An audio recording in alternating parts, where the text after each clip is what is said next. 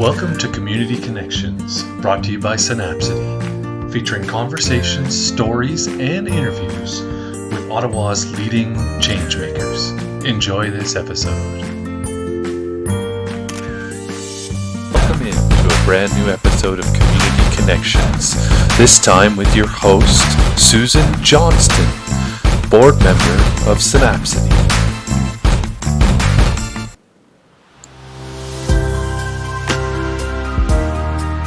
On this episode of Community Connections, Susan interviewed Chiara del Gaudio and Dan Monafu from Urban Imaginaries.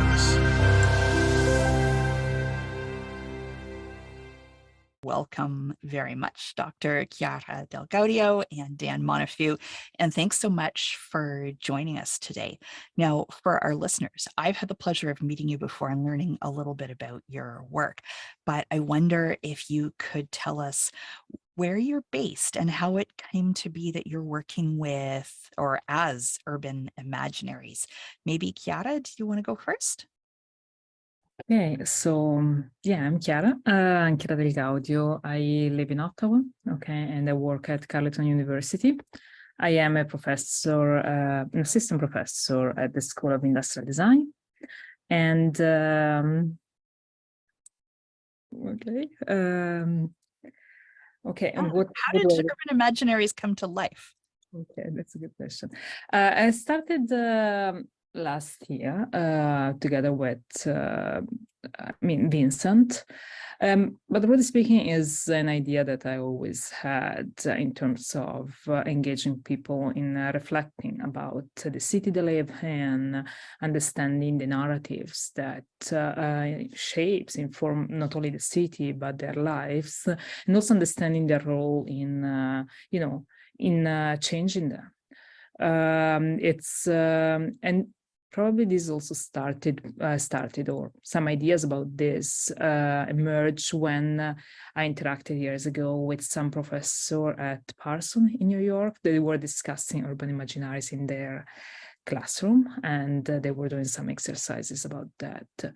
So for me, it's kind of, a long-term and an old dream of, creating a project in terms of and it's not a project limited in time, but it's something in initiatives that engage people in constantly reflecting on the place they live in, and what's happening, and also what has been defining it, and what they can do. Because I think a lot of times we don't even think about those things. We focus on specific problems and we identify specific actors that cause them and other need to solve them. But we rarely have an understanding of the whole pictures and of the alternatives. So I think that's it. That's how it started, how the idea emerged. And then last year, I found some partner here. Arlington 5 is one, Vincent Andresan is another one. And we started this exploration.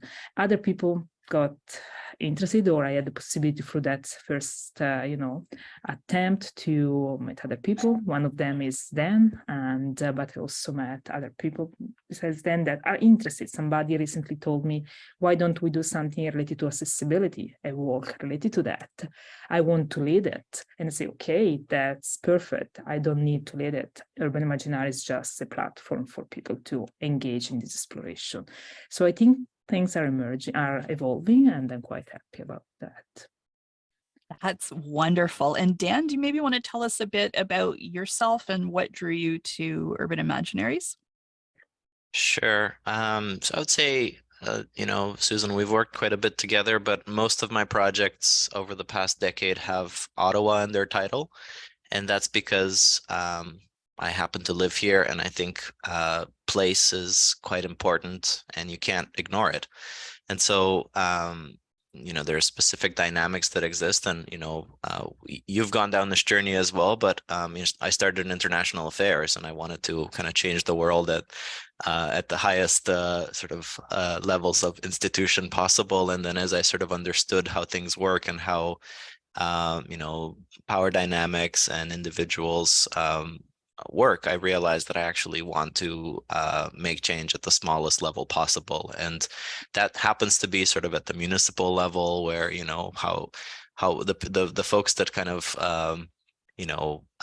take your garbage and control traffic, all of those things are very meaningful and important. And I think that's the first place of impact. And so I think when I heard about Chiara's work, just like her, I happen to operate at the platform level and say, I run things with people that are like-minded and who want to build things. So I mentioned to her that my latest sort of platform is called the Project Collective, and it's sort of tongue-in-cheek as a name, because the main point of it is really to build projects together. And so the Project Collective exists to bring folks together that want to do something specific, and that could include building something new, but also tearing something down and saying, look, there's no more need for this institution or this mechanism. We want to be mindful and intentional about deconstructing it and remaking something new.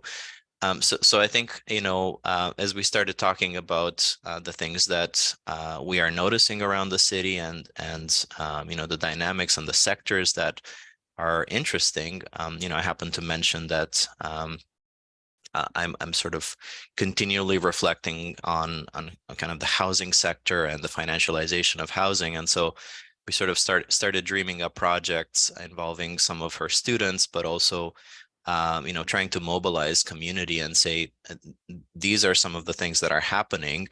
Can we use methods we know, but also methods that we don't know, to draw attention to them and to make people aware of what's happening? And so, I happened again to mention to her that I've been quite interested in design fiction as a methodology and as an instrument, and it's fairly new. And so could we explore what that looks like? We talked about sort of using critical cartography and map making to showcase things that might not be evident to, when you sort of look at some data sets. It's hard to really tell a story. And so can we use critical cartography as a mechanism and as an instrument to educate, to advocate, and to have a conversation around these important topics? Thanks for that, Dan. And when I think about how you're using them, can we maybe, I'm curious about how you would set them into something like Urban Imaginaries, but I wonder if I could ask you both to start with, some of our listeners might be new to the concept of, what is this thing? What is this platform? And why is it even called Urban Imaginaries? What are you trying to do?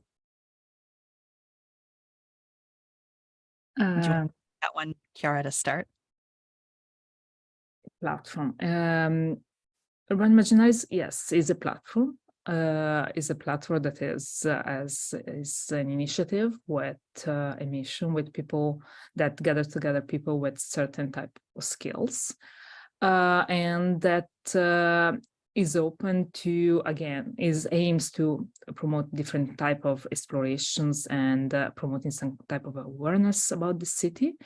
But it's something that people can interact with and reach and use or connect to in order to support their own explorations or explorations that they'd like to do within the city. But again, within the same umbrella. It's something with missions, with the purpose. So in a certain way, there is a website. I have some skills. Dan has some skills. Other partners have some skills and resources. There are some possibility, for instance, of interaction with some class activities, but also some research activities and some class resources and the research resources. And the person that is interested in, again, within this main umbrella, within the goal that Urban Imaginaries has, that is, again, promoting understanding of the multiple cities that constitute the city we live in, and how they came to be, and how they can evolve, and also try to spark imagination, how they can evolve. And of course, within an understanding of respect, democracy, and a lot of other things. people can contact me or other partners and say, okay, I'd like to do this. Can we work on this together? So it's a platform in that sense for people that aims to engage or promote this exploration. It's also a platform in the sense that is an initiatives that doesn't have a really narrow goal, not narrow down, but a narrow goal, but is an initiative that wants to spark something. So for me, that's also why it is a platform. Somebody can jump in some of, or jump on the platform of on some of those initiatives and start thinking about the city, start engaging in that conversation. So it's a platform for conversation. And that's probably also the main, for me, the main strength of the of Urban Imaginaries, and also the main weaknesses or the main challenge that is promoting this understanding of that talking about things, reflecting about things is as much as important and as changing them physically or building something new. That I think that has been one of the main challenges. Yeah, so platform is quite intangible. You don't know where you're going, but you're on a path. So yeah, that's for me what is why Urban Imaginaries is a platform. Yeah. You maybe walk me through, and this could be a question for either of you.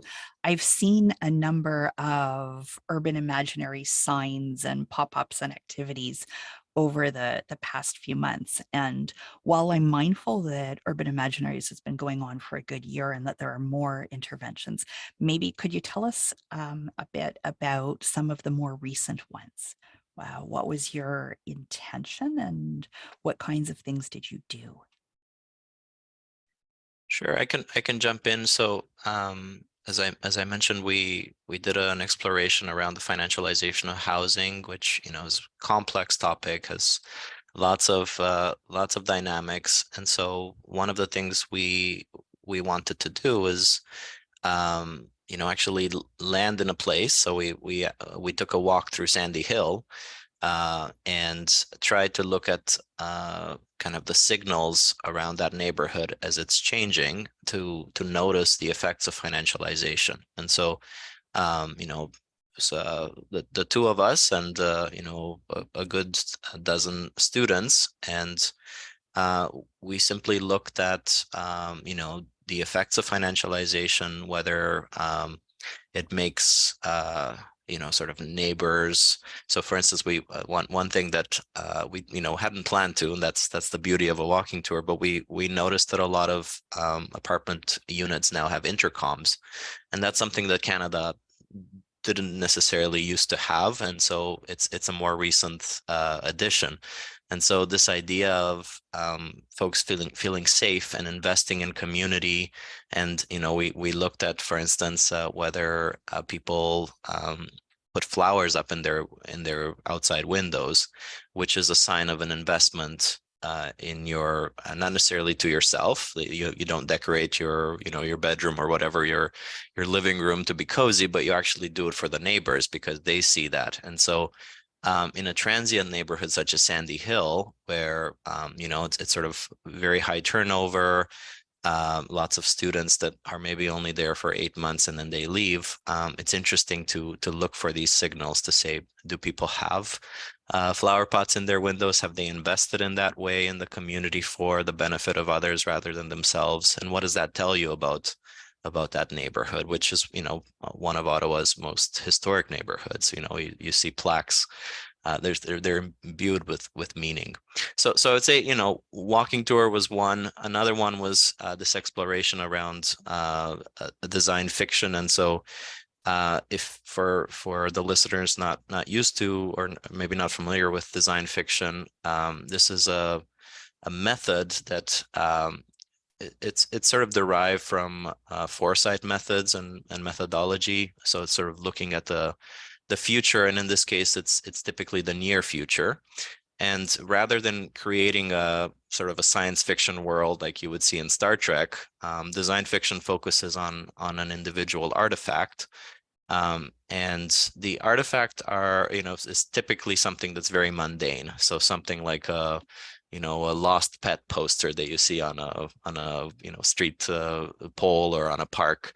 But when you actually read the sign, it makes you do a bit of a double take, because something has happened in that universe or parallel reality that makes you say, hold on, how did we get there? And so while you recognize the artifact as something that you've seen many, many times before, when you kind of look at it a bit more in depth, you say, hold on, there's something that has happened in this reality. So how did we get there? So to me, there's a lot of power in using this type of methodology, because it doesn't make you create a whole universe, but it allows you to pinpoint something and then really not preach about it. It's almost like an art piece.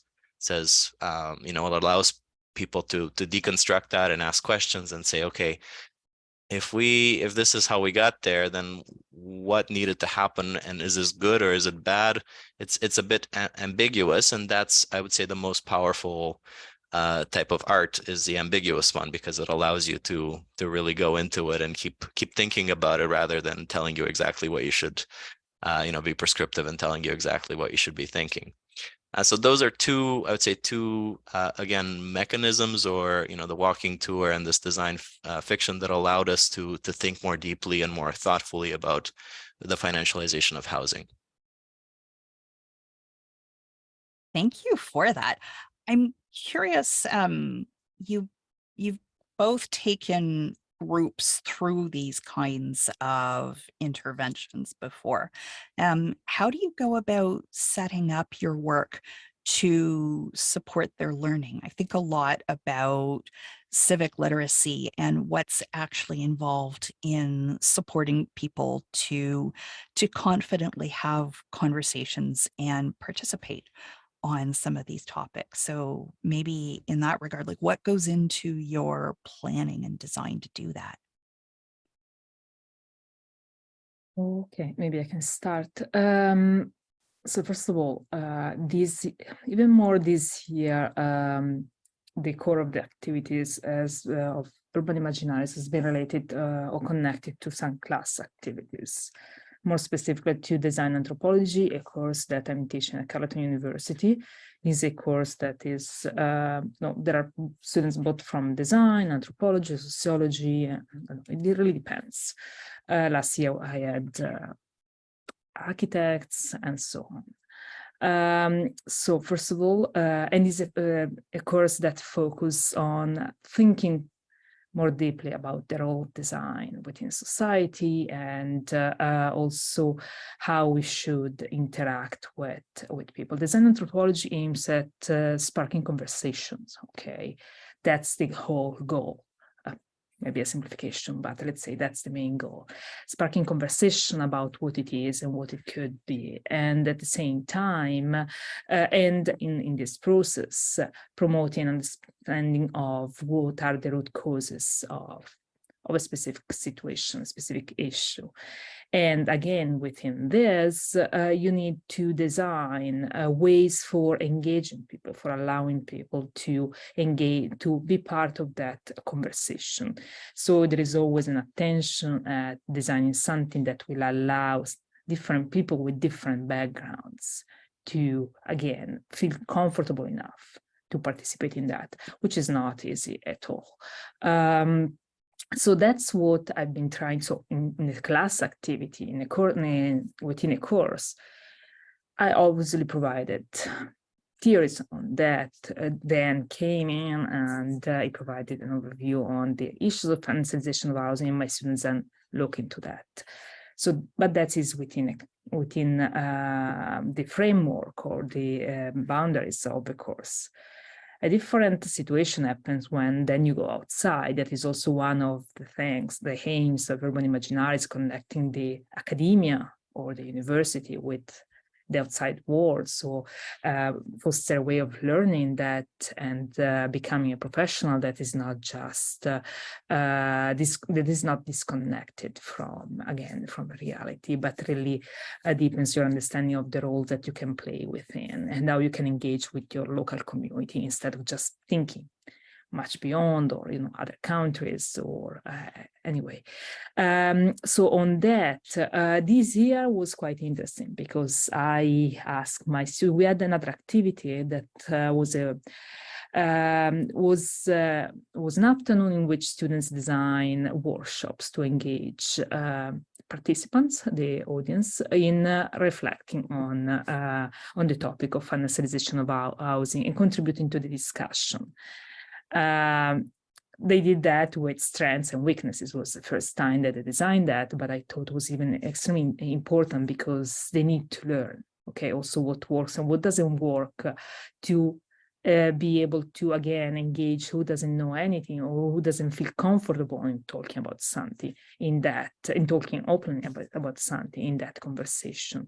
So they use mainly co-design, dynamics co-design techniques, and a lot of times something also that is not either that is not verbal or a direct communication. So can be visual, can be a creative activities that allow you to start a more informal conversation about something, a related topic, and then slowly, be able to support the audience to be able to position themselves more firmly within a certain discussion. It also usually includes providing some background information on the topic. So this about this year. Last year, I designed more activities, more events, and the idea was to have a crescendo in terms of providing each time a specific amount of information that would enable at the end to engage in thorough discussions on something. Of course, if you are part of the audience of the community, you need to go through the whole process. So, but the idea is to break that down and to provide small pieces of information and provide the opportunity for reflections that grow over time.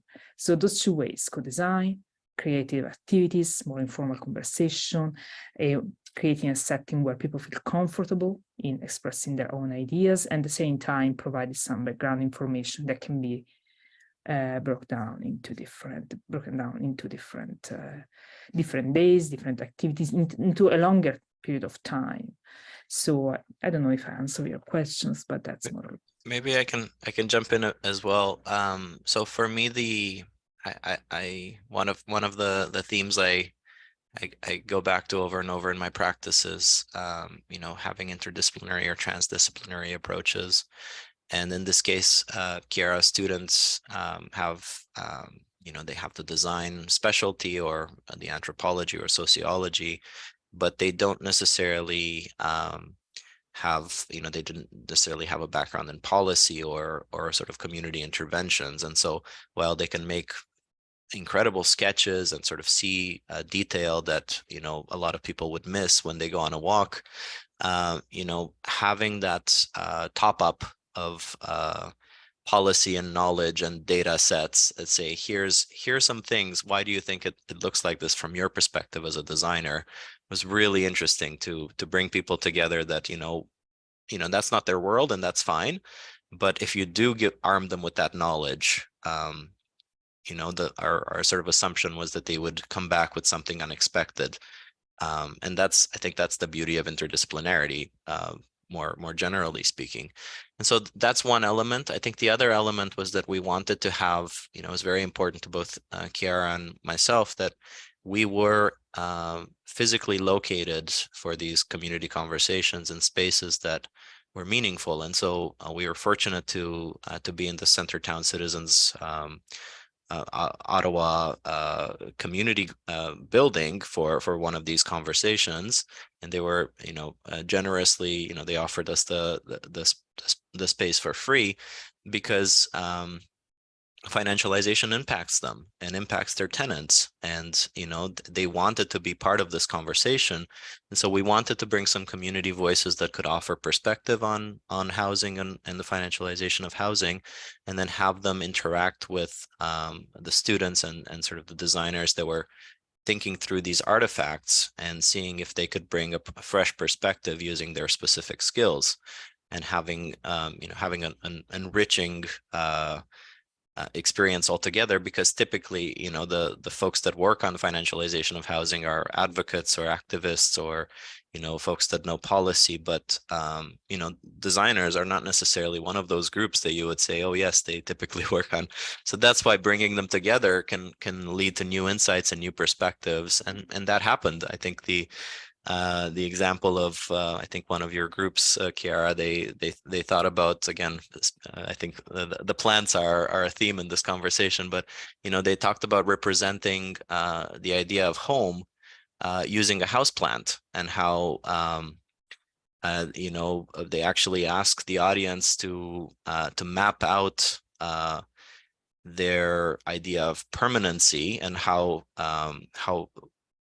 they felt about the places that they've lived as characterized by the houseplants that they had in those places. Because the insight, and I think it was quite deep as an insight, is that if you surround yourself with plants that require lots of care, it means that you are operating from a sense of stability.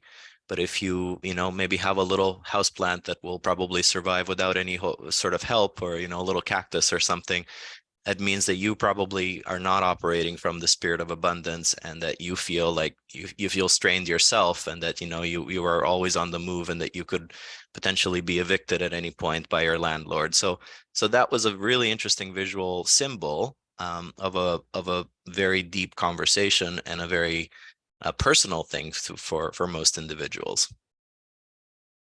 I'm smiling because we have no plants in our house, and I'm thinking about the adage of, if you get a plant and can keep it alive for a year, and you get a pet and can keep it alive for a year, maybe you're also ready to start a family.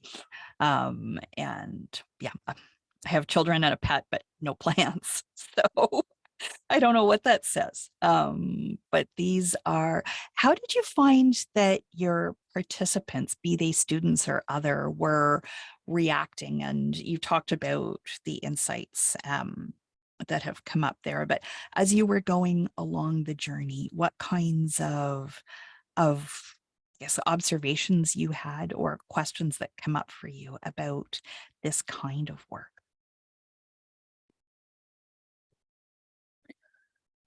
Well, my main interaction has been with students even more this year. This year was, we had less activities out. I mean, this year, for now at least, I hope in the second half of this year to have more. So we had more interactions with, I had more interaction with students than with the outside community.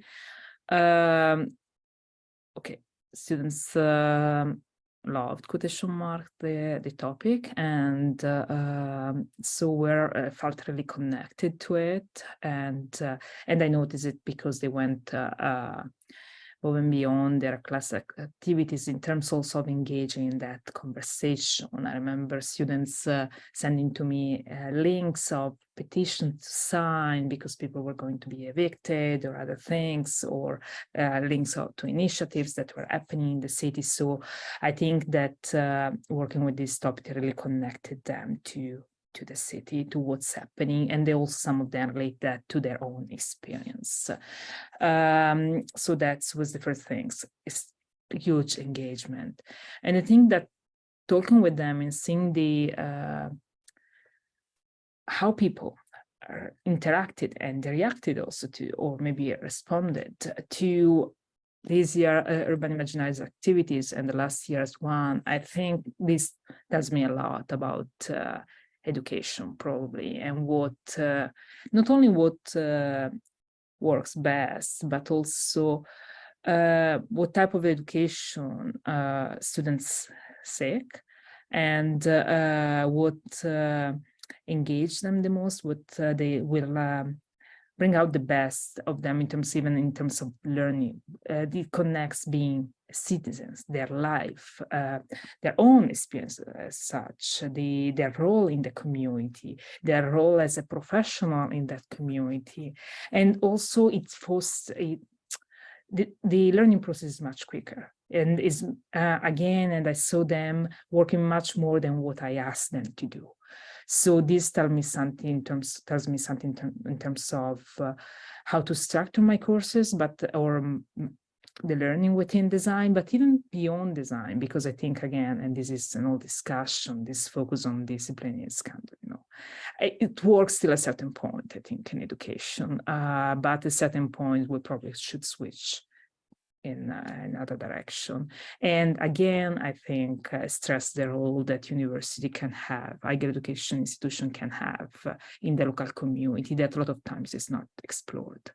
So anyway, so I'm happy about this project. This project tried to connect or to be a bridge or a first experiment, not a first experiment for sure, but a way to promote a transition toward, I hope, something more bigger and more permanent. Yeah.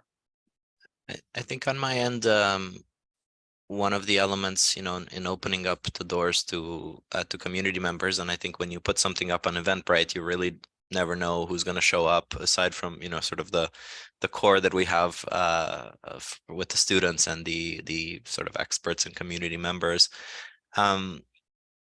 We did a bit of a kind of talking circle at the end, and I think people want to be heard, and they want to experience empathy, and they want to share their stories of the difficulties of finding a home and a house in Ottawa in 2023. And so just being heard and sharing stories, I think is immensely powerful in and of itself. The fact that we were trying to create something deeper or create some lasting artifacts was beyond, besides the point. People wanted to talk about their experience, and everyone has a story about this. Let's say when I did the initial sort of background onto the situation of housing in Canada and in Ottawa specifically, when I asked questions, a few international students raised their hands and says, this resonates so much in my context, and here's the context in my that I'm familiar with. And so there's a universality to the concept of home and housing, of course, but I think it brought people together, and they all had very personal stories to share about it. So I think that's it's always useful to come up with concepts like this, because they offer an excuse to have an interesting conversation. The other thing I would say around what I found striking was the fact that when we did the walking tour, people wanted to, or the participants really wanted to sit there. Some of them said, I wish I could bring a lawn chair and sit here and observe for 3 or 4 hours, or record the ambient noise and the sounds. And I think that is something, speaking of what Chiara is mentioning around the education system in Canada, we are sort of taught to excel at creating reports that are written on paper and submitting those in. And so we've sort of lost, or maybe never had, a more holistic understanding of observation and personal experience and the experiential learning. So I was happy that some of them said, I would sit here for 3 or 4 hours and just record the sounds and think about that. Or, some of them took pictures of, bubble gum that was, on the ground. And, it was a more holistic understanding of the senses, which I think we don't have very well, and then at the end, even it was telling Chiara that, even though we encouraged them quite a bit to make maps, they defaulted to a written report, even though it wasn't necessarily their forte. And so, some of these practices need to be unlearned, and they take a long time to be unlearned, because we drill them for many, many years, for 20 years, that their learning and their knowledge transfer needs to look a certain way. You've both been working in this area for a while, and I look at the kinds of things that you're doing. I'd be curious what kinds of things that, given the option, you'd be curious to try.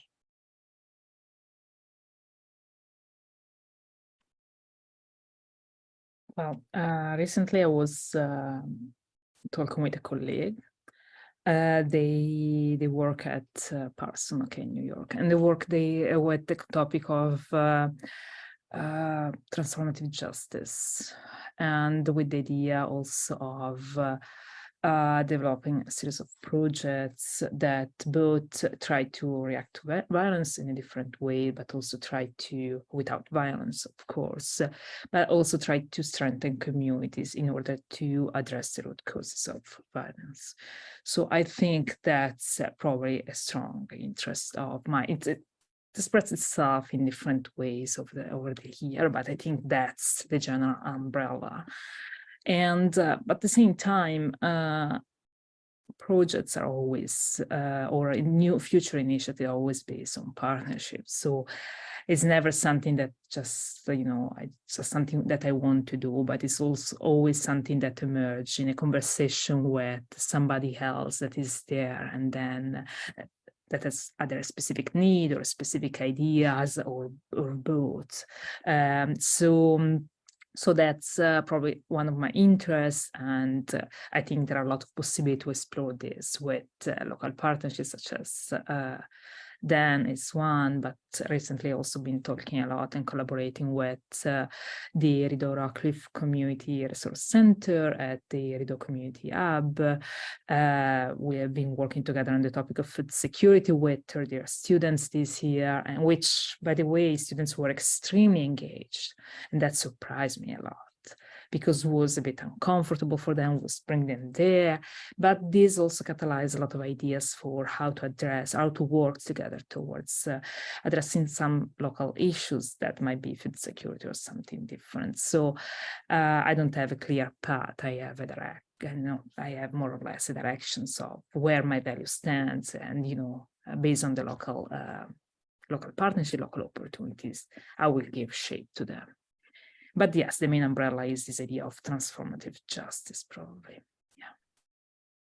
I would say on my end, I would like to have longer term journeys with the same individuals. And Chiara and I have talked about this a bit in, thinking of a fellowship or a residency, or, bringing a cohort of individuals together for longer than, just a few months for a course, which is great. It's better than, many other engagements that are shorter, but just bringing people together for 6 months or 12 months and allowing them the freedom to experiment and to try to create interventions that speak to them and kind of do justice to their skill set, but just giving them more of a leash to try things. And it sounds small, but I think it wouldn't take much. I think just having a kind of common purse budget for interventions where they can buy a $200 thing if it means that they're going to attach it to a building and then sort of try to engage the community in this way. But I think we don't have those. I think those places don't really exist. And I think when it comes to civic literacy and civic activism or civic interventions, Ottawa or Canada is in a bit of a desert in that sense. We don't have the community groups, or we don't have the NGO groups with sort of a specific mandate to grow civic literacy and capacity.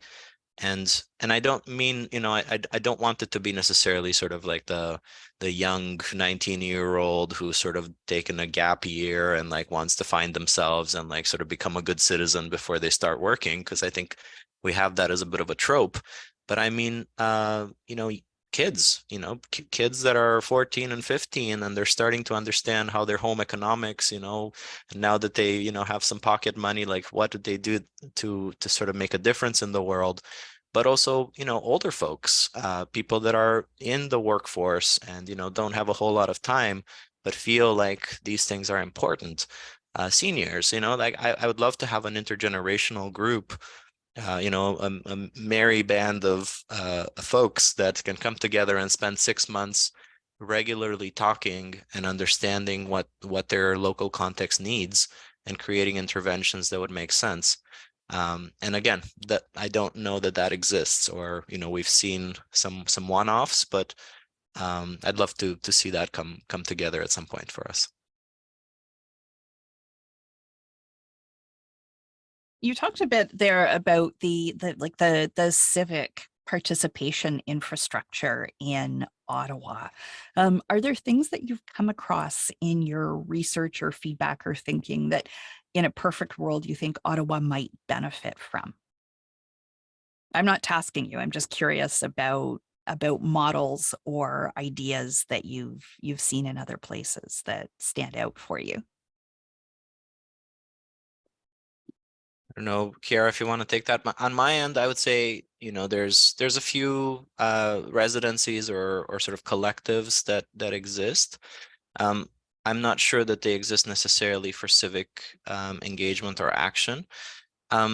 I would say that there's sort of this notion that,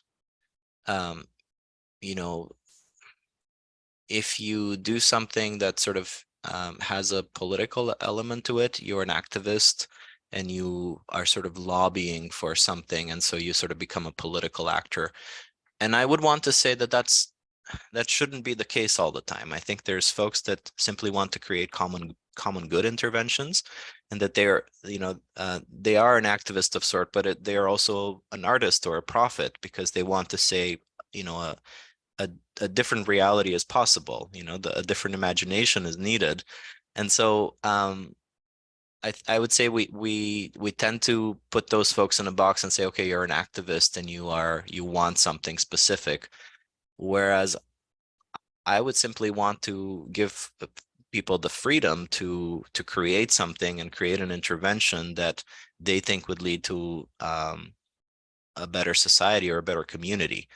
And it sounds a little vague, but I think there's some wonderful examples of folks that sort of the community choreographer type models of individuals that create series of interventions that are not activisty in purpose. They are simply trying to beautify a place, or they're simply trying to say, why do we continue to do things the way we've always done them, when there's another possibility here waiting for you to discover. So those are, I would say that's sort of what I'd like to see. I don't know if Chiara, if you've seen specific examples elsewhere that you'd like to replicate in Ottawa specifically. I've seen, but this moment I don't remember. The only thing that I remember, and again, it goes back to education, probably is the easiest at the current moment. In Brazil, at a certain point, the federal government decided that every student should do an internship, contributing to, in the real world, and possibly even, depending on the institution, contributed to local community before graduating. And this, this catalyzed a lot of changes in institutions. Institutions had to think about that, how to make that happen. And I remember my former institution was a Jesuit one. So anyway, with the specific philosophy and the interest in contributing to the local community.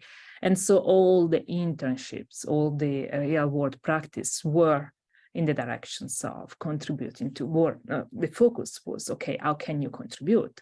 You might partner with this type of organization and so on. So that, again, the curriculum were retaught based on that. And at the same time, the university created a space where certain students could engage in a longer term internship or residencies and engage in bigger projects.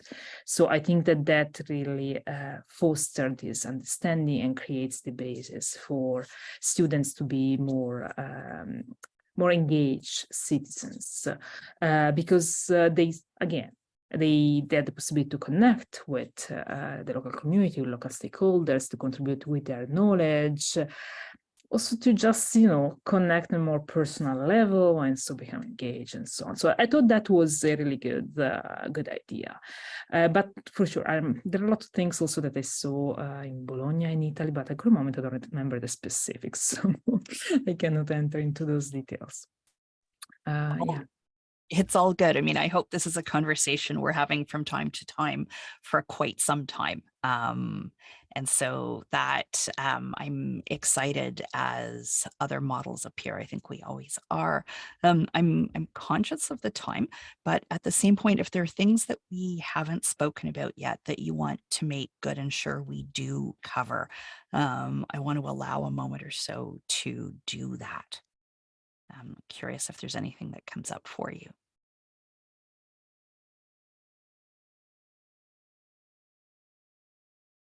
No, I think we're good.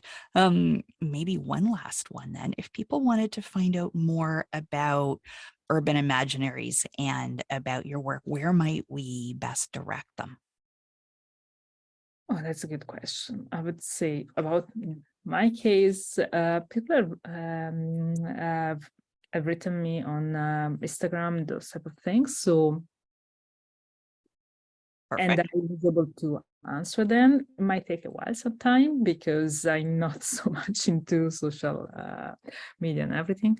But if somebody else really wants to contact me urgently, there is my work email on the website, so just drop an email there.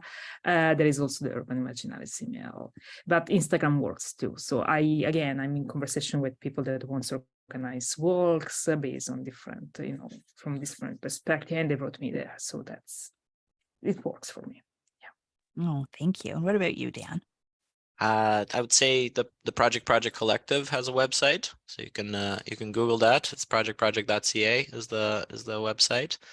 I think we're fairly easy to find if you Google our name. Lots of stuff appears where you can interact, and I'd love to talk to folks that again the specifics of the Project Collective is that we'd like to work on something specific that is a project that is doing something.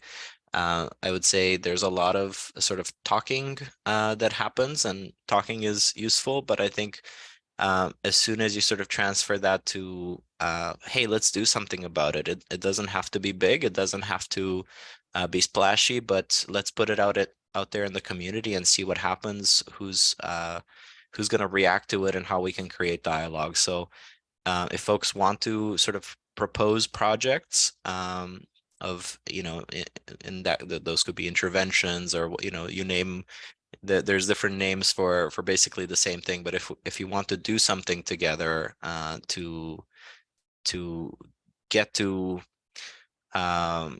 this concept of the imaginaries, bringing an imagination, needed vision to better our community, I'm all ears.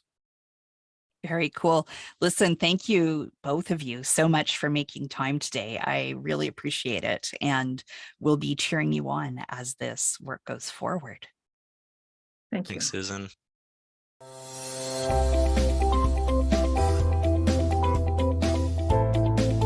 Thank you for watching Community Connections, brought to you by Synapse. Be sure to follow us on social media and subscribe to our YouTube channel for more content like this. Until next time, stay connected.